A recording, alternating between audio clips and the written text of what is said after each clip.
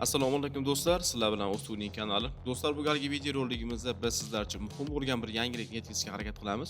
Kanalimizning asosiy qismini haydovchilar tashkil etganligi uchun ushbu ma'lumot sizlarga qo'l keladi degan umidda sizlarga yetkazishga harakat qilamiz. Marhamat, ko'rib tomosha qiling. Endilikda pravasi bo'lmagan yoki pravasi rishon bo'lgan haydovchilar aynan kameralar orqali aniqlanadi va ularga nisbatan jazo qo'llaniladi.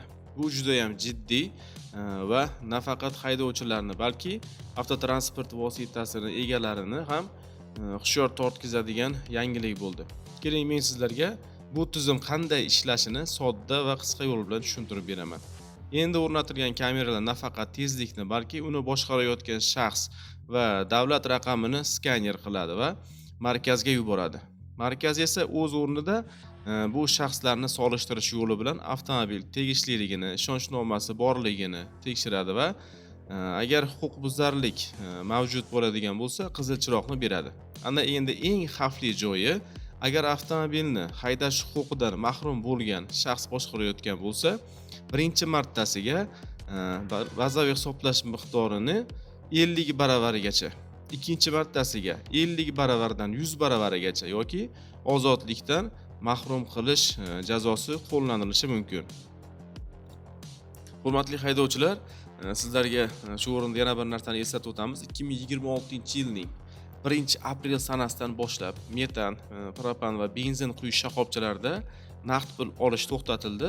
Naqd pulning o'rniga bank plastik kartasi orqali to'lov qilinishi yoki onlayn tarzda to'lov qilinishi joriy qilindi. Shu o'rinda savol tug'iladi. Agar menda bank plastik kartasi bo'lmasa va naqd pul bo'lsa, men qanday to'layman degan haydovchilarimiz uchun metan zapravkalarimizni va barcha zapravkalarimizni va paynet shoxobchalarini o'zida bir martalik bank plastik kartalar tarqatiladi. Uni olganingizdan keyin o'zingiz nomingizga rasmiylashtirib olganingizdan keyin o'sha bank plastik kartasi minus 15 ming so'm bilan berilar sizga. O'sha bank plastik kartasiga pul tashab, o'sha bank plastik kartasi orqali to'lovni amalga oshirishingiz mumkin bo'ladi. Hurmatli haydovchilar, kanalimizning asosiy qismini haydovchilar tashkil etganligi uchun ushbu ma'lumot sizlarga kerakli va foydali bo'ladi degan maqsadda sizlarga yetkazishga harakat qildik.